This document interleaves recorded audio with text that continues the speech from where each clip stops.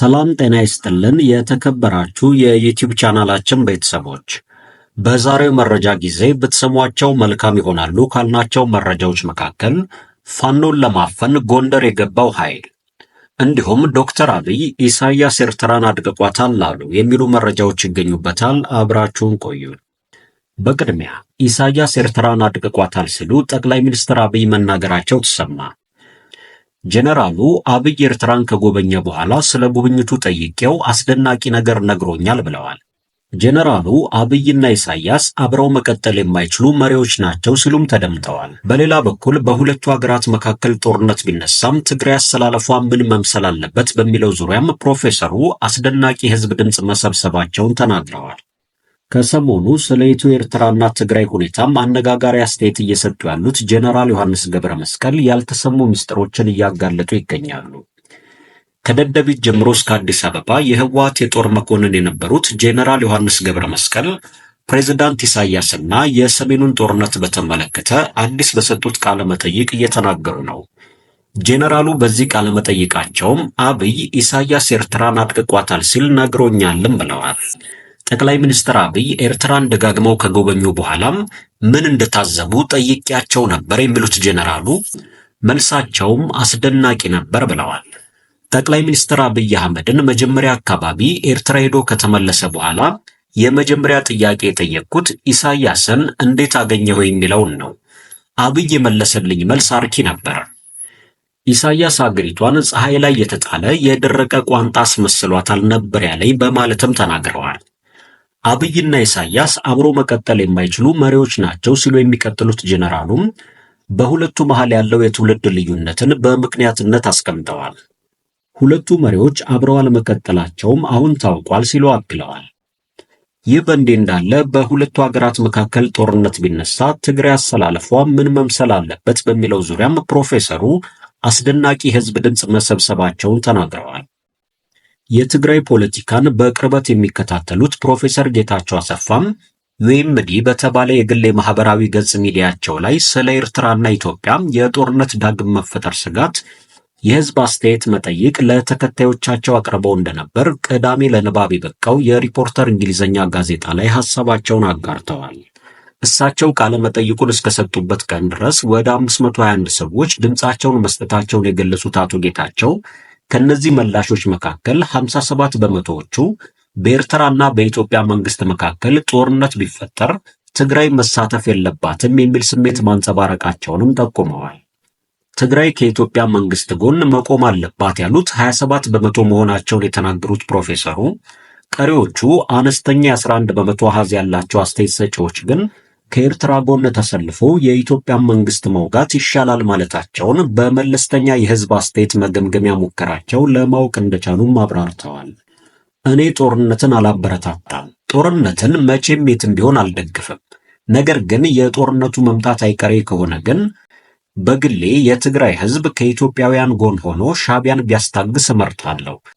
ሻቢያን ማስታገስ ለትግራይ ለኢትዮጵያም ሆነ ለኤርትራና ለቀጠናው ጭምር ትልቅ እፎይታ የሚሰጥ ነው በማለት ነበር ፕሮፌሰሩ ለሪፖርተር ሐሳባቸውን ያጋሩት። በተያያዘ ዜናም የሻቢያ ጀነራሎች ስብሰባዎችን እያደረጉ መሆኑ ተሰምቷል። መስመርና ድርዕና አንድነታችን ትጥቃችን የሚል አርዕስት የተሰጣቸው ስብሰባዎችን ከመሩት ውስጥ ደግሞ ከኢትዮጵያ ጀነራሎች አበባው ታደሰና መሐመድ ተሰማ ጋር ሆነው ስለ ሁለቱ ሀገራት ጦር የጥፋት ዘመቻ ማብራሪያ ሲሰጡ ተሰምተው የነበሩት ብርጋዴር ጀነራል ኢዮብ ፍስሐዬ ወይንም ሐሊባ ይገኙበታል። የኤርትራ መከላከያ ሰራዊት የእዝ አዛዦች፣ በሁሉም የኤርትራ ግዛቶች የሰራዊት አመራሮች፣ የሚኒስቴር መስሪያ ቤት ኃላፊዎች፣ የቀድሞ ተዋጊዎችና የብሔራዊ ደህንነት ተወካዮች እንዲሁም ሌሎች የህግደፍ ሰዎች በተገኙበት በሁሉም የኤርትራ ግዛቶች ውይይቶች በተከታታይ እየተካሄዱ ናቸው። የኤርትራ ማስታወቂያ ሚኒስቴር ባጋራው መረጃ መሰረትም የኤርትራ መከላከያ ሰራዊት ምዕራብ እዝ አዛዥ ጄኔራል ኢዮብ ፍስሐዬም በባሬንቱ ንዑስ ዞን ስብሰባውን መርተውታል ተብሏል። ጄኔራል ኢዮብ የኤርትራ ህዝብ በሻቢያ መሪነት ድል መቀዳጀቱ ነፃነቱና ሀገራዊ ሉዓላዊነቱን በማረጋገጥ ውስብስብና አድካሚ ደረጃዎች ውስጥ እያለፈም የውስጥና የውጭ ጠላቶችንም አክሽፏል ሲሉ ተሰምተዋል። ቀጣዩ ወጣት ያለበትን ኃላፊነት ሲያብራሩም ተደምጠዋል።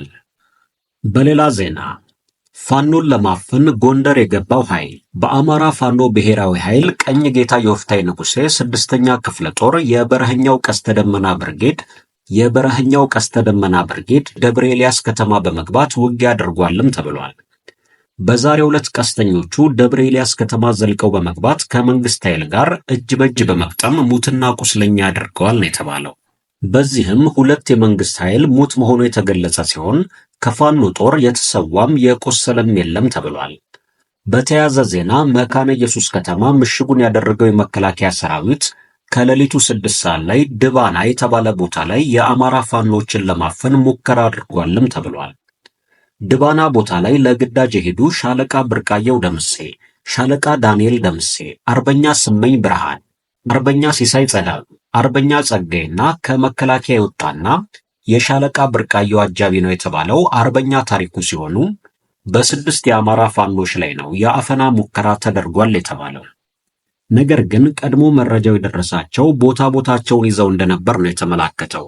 በዚህም ጥቃት በመፈጸም ከሌሊቱ 6 ሰዓት እስከ ረፋዱ 4 ሰዓት ድረስ ውጊያ የተደረገባቸው ቦታዎች ደስኳ፣ ድባና፣ ዳት፣ አዳራ፣ አጓና፣ ዳሳና ጥንፋ ናቸው። በውጊያውም ፋኖ ቁሳዊና አካላዊ ጉዳትን ማድረስ መቻሉን ነው ዘገባው ያመላከተው። ይህ በእንዲህ እንዳለ የመከላከያ ሰራዊት ከአንድ አቤቱ ወለሽ ተነስቶ ወደ ወፍጫም ሲጓዝ እረኛ ሸንጎ የተባለ ቦታ ላይ በተወሰደ የደፈጣ ውጊያ ከፍተኛ የሆነ ኪሳራ ደርሶበት ተመልሷል የተባለ ሲሆን በሌላ ግንባር ከአንድ አቤት ደቡባዊ አቅጣጫ ገነተ ማርያም ላይ ከአማራ ፋኖ ጋር ውጊያ ሲያደርግ እንዳረፈደና ተመሳሳይ ውጤትን ማስተናገዱን ተመላክቷል። ዘገባው የአሻራ ሚዲያ ነው። በመጨረሻም የአማራ ፋኖ ብሔራዊ ኃይል ምስራቅ አማራ ኮር 2 ዞበል አምባ ክፍለ ጦር በ4 ግንባር ማለትም አቦሄ ጋሪያ፣ ድንጋይ ቀበሌ፣ አረፋ ጊዮርጊስና አራዶም ከተማ ከመንግስት ኃይል ጋር ውጊያ ማካሄዳቸውም ተሰምቷል። የዞበል አምባ ክፍለ ጦር ቃኝና አንደኛ ሻለቃ ቃኝ ራያ ቆቦ አራዶም ከተማ ሌሊቱን ገብተው የመንግስት ካምፕን በመቆጣጠር በርካታ ሰራዊት ሙትና ቁስለኛ በማድረግ እንዲሁም ቁሳዊ ጉዳት አድርሰዋል ተብሏል። 2ኛና 6ኛ ሻለቆች ወደ አረፋ ጊዮርጊስ ለመውጣት ታስቦ ጥቃት ፈጽሟል የተባለን የመንግስት ኃይል 2ኛና 6ኛ ሻለቆች ወደ አረፋ ጊዮርጊስ ለመውጣት ታስቦ ጥቃት ፈጽሟል የተባለን የመንግስት ኃይል ሙትና ቁስለኛ ማድረጋቸውም ተሰምቷል። ከራያ ቆቦ በሰሜን ምስራቅ አቅጣጫ ድንጋይ ቀበሌ ዙሪያ አንደኛ ራያ ሻለቃ በርካታ እግረኛ መከላከያ ሰራዊት በሞርታር በዙ 23 እና ብረት ለበስ ታጅቦ ማጥቃት ቢያደርግም አንድ አካባቢ ብቻ 22 ሙት ሆኖበታል የተባለ ሲሆን በርካታ ቁስለኛ ወደ ቆቦ ሆስፒታል ወስዷልም ተብሏል። ራያ ሻለቃ አንድ ጓድ ወታደር 7 ክላሽና ከ2100 በላይ የክላሽ ተተኳሽ እንዲሁም ሌሎች ወታደራዊ ቁሳቁሶችን ማርከዋል ተብሏል። ዘገባው የተስፋዬ ወልደ ስላሴ። ክቡራን አድማጮቻችን ለሰዓቱ ብታደምጧቸው መልካም ይሆናሉ ያልናቸው መረጃዎች ይህንን ይመስላሉ። በሌላ መረጃ ተመልሰን እስከምንገናኝ ድረስ መልካም ቆይታ።